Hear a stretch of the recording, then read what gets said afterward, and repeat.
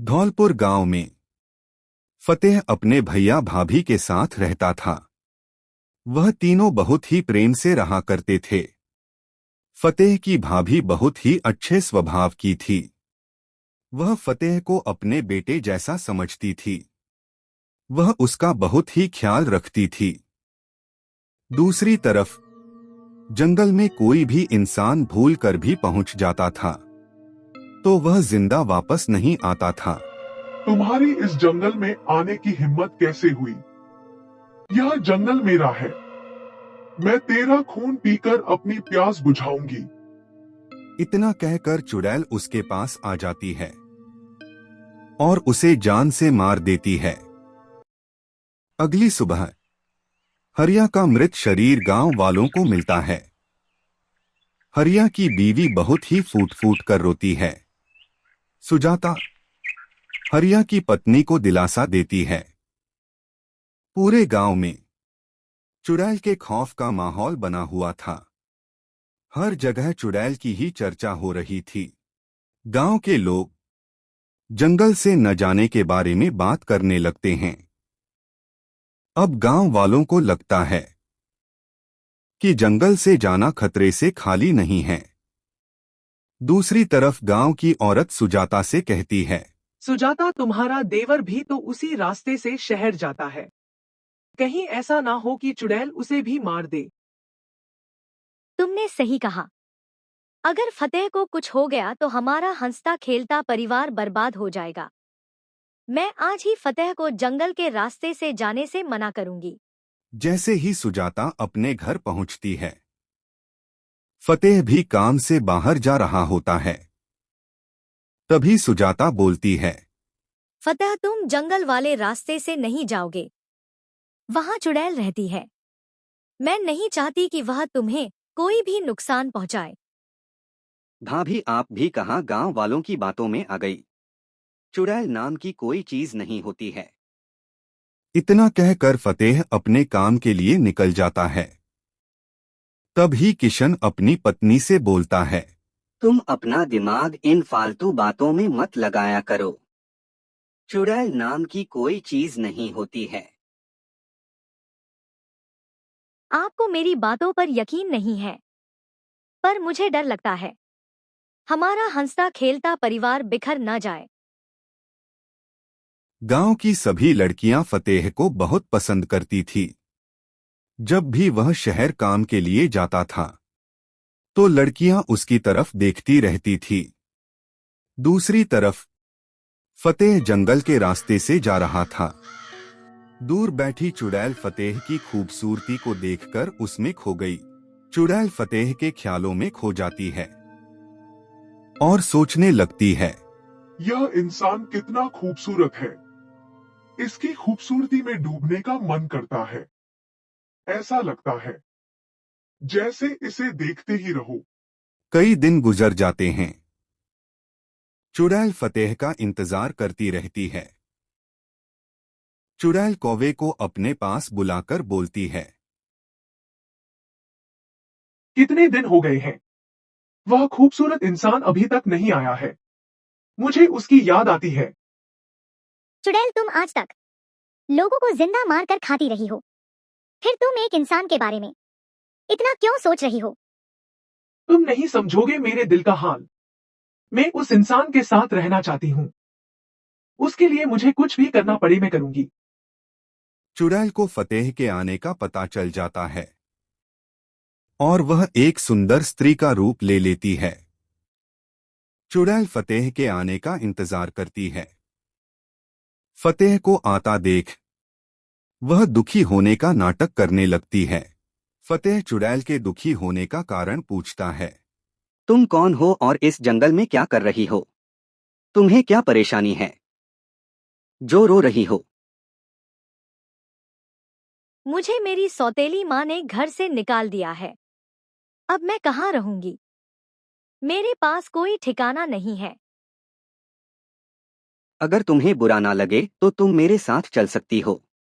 मेरे घर में तुम्हें कोई खतरा नहीं है। मैं अपने भैया भाभी के साथ रहता हूँ। वह बहुत ही अच्छे हैं। चुड़ैल फतेह के साथ चलने के लिए तैयार हो जाती है और मन ही मन खुश होती है। चुड़ैल की प्लानिंग कामयाब हो जाती है और सब कुछ उसके प्लान के हिसाब से होता है। दूसरी तरफ फतेह के घर न पहुंचने की वजह से उसके भैया भाभी बहुत परेशान होते हैं। इतनी रात हो गई है, फतेह अभी तक घर नहीं आया है। पता नहीं किसी मुसीबत में तो नहीं पड़ गया। मुझे बहुत चिंता हो रही है। इतने में ही सामने से फतेह आ जाता है। सुजाता और किशन फतेह के साथ एक लड़की को देखकर हैरान हो जाते हैं। भैया, यह पूजा है। मुझे जंगल में रोते हुए मिली। इसकी सौतेली माँ ने इसे घर से निकाल दिया है, इसलिए मैं इसे अपने साथ ले आया। यह तो तुमने बहुत अच्छा किया, पर हम ऐसे जवान लड़की को अपने घर में नहीं रख सकते। गांव वाले क्या कहेंगे? तुम आज रात यहाँ रह सकती हो, कल हम तुम्हें तुम्हारे रिश्तेदारों के पास छोड़ देंगे। भैया भाभी, मैं पूजा को अकेला नहीं छोड़ सकता हूँ। मैंने उसे वचन दिया है, पूजा इसी घर में रहेगी। यह सारी बातें सुनकर चुड़ैल कहती है, आप लोग मेरी वजह से परेशान मत होइए। मैं सुबह होते ही यहाँ से चली जाऊंगी। आप लोगों को मेरी वजह से बहुत परेशानी हो गई है। मुझे माफ कर दीजिए। अगर तुम बुरा ना मानो तो मैं तुमसे शादी करना चाहता हूँ। क्या तुम मुझसे शादी करोगी? यह सुनकर चुड़ैल बहुत खुश हो जाती है और फतेह के परिवार वाले अगली सुबह उन दोनों की शादी करवा देते हैं। अपनी शादी को होते हुए देख चुड़ैल बहुत खुश होती है। चुड़ैल को घर का काम करने में बहुत ही खुशी होती है। वह खुद ही सारा काम करती है और अपनी जेठानी को कुछ भी काम करने नहीं देती है। दीदी, घर का सारा काम हो गया है, अब और कुछ काम तो नहीं है। दीदी, आप बता दीजिए। अरे पूजा, तुम जब से आई हो तब से घर के काम में ही लगी रहती हो, अपना ख्याल भी नहीं रखती हो। चलो आज हम कहीं घूमने चलते हैं। सच में दीदी, हम बाहर घूमने चल रहे हैं। मुझे बहुत खुशी हो रही है। बाहर घूमने के नाम से चुड़ैल बहुत खुश हो जाती है और दोनों बाजार की तरफ रवाना हो जाती है। बाजार में पहुंचकर चुड़ैल बहुत सारे लोगों को देखकर हैरान हो जाती है। चुड़ैल को अपने ससुराल वालों से इतना प्यार मिलता देख बहुत अच्छा लगता है। चुड़ैल भी धीरे धीरे फतेह के परिवार वालों को अपना मान लेती है। शाम के वक्त सुजाता और पूजा सामान खरीदकर घर के लिए निकल जाते हैं। कुछ समय बाद रात हो जाती है और चुड़ैल को बेचैनी महसूस होने लगती है, क्योंकि कई दिनों से उसने खून नहीं पिया था। बेचैन होकर वह इधर-उधर घूमने लगती है, पर खुद को संभाल नहीं पाती है। ना चाह कर भी उसे चुड़ैल का रूप लेना पड़ जाता है। चुड़ैल अपने शिकार को खोजने के लिए जंगल की तरफ निकलने लगती है। चुड़ैल को घर से निकलते हुए सुजाता देख लेती है और बुरी तरह से डर जाती है। सुजाता ने सपने में सोचा भी नहीं था कि जिसे वह अपनी छोटी बहन मानती है वह एक चुड़ैल है। अगली सुबह कल रात को मैंने पूजा को घर से बाहर निकलते हुए देखा। वह एक चुड़ैल का रूप लिए हुई थी। पूजा इंसान नहीं, चुड़ैल है। लगता है भाभी को आज मजाक करने के लिए कोई नहीं मिला है, इसलिए हम लोगों से मजाक कर रही है।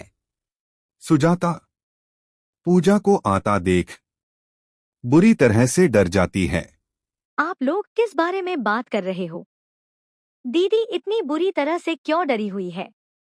कुछ नहीं पूजा, लगता है तुम्हारी दीदी ने सपने में चुड़ैल को देख लिया, इसीलिए वह इतना डरी हुई है।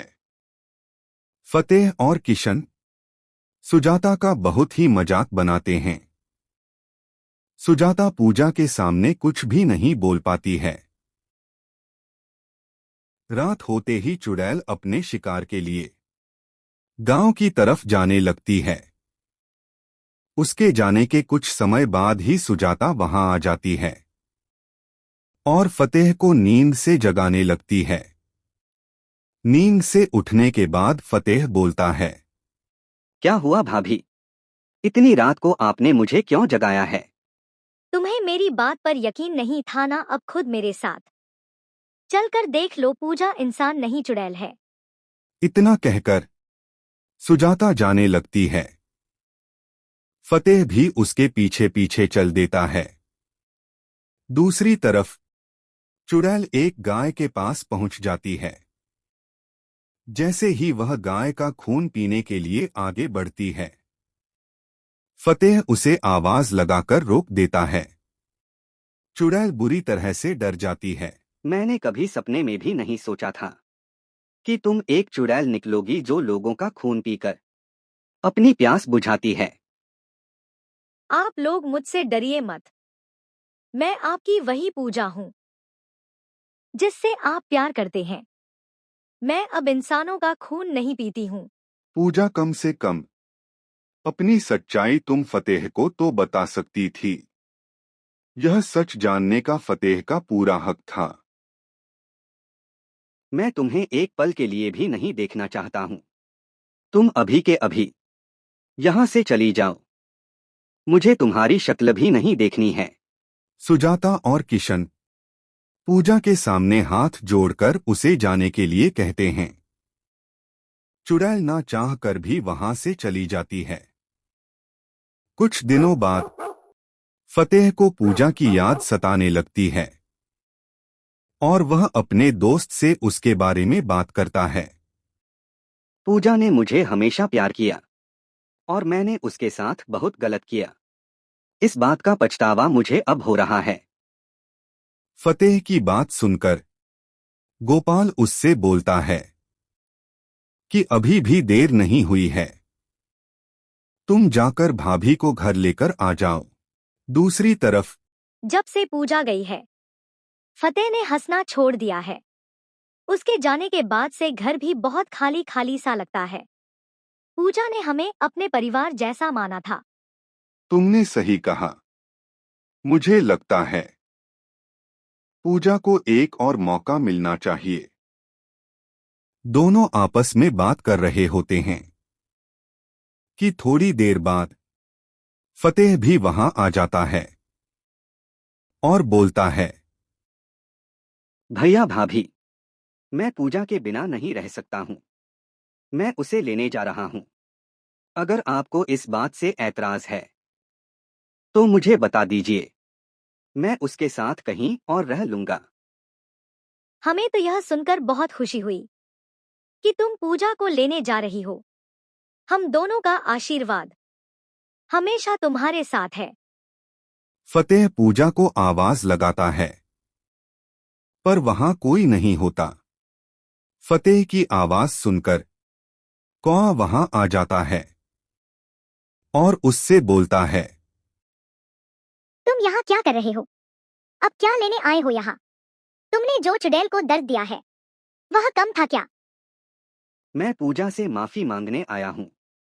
मुझे समझ में आ गया है, मैं उसके बिना नहीं रह सकता। कृपया करके पूजा कहाँ है बता दो।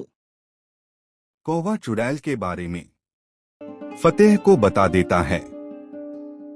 चुड़ैल फतेह की यादों में खोई हुई बैठी होती है। फतेह चुड़ैल के पास पहुंच जाता है और उसके पास बैठकर बोलता है, क्या पूजा, तुम बस मुझे इतना ही प्यार करते थी, इतनी जल्दी भूल गई मुझे? देखो मैं तुम्हें ढूंढता हुआ यहाँ तक आ गया। तुमने ही तो कहा था मेरी शक्ल नहीं देखना चाहते हो, इसी वजह से मैं वहां से आ गई। तुम सोच भी नहीं सकते हो तुमसे दूर रहना मेरे लिए कितना मुश्किल रहा है। मुझे मेरी पूजा इस रूप में अच्छी नहीं लगती। यह सुनकर चुड़ैल हंसने लगती है और इंसानी रूप में वापस आ जाती है। दोनों के बीच में सब कुछ पहले जैसा हो जाता है।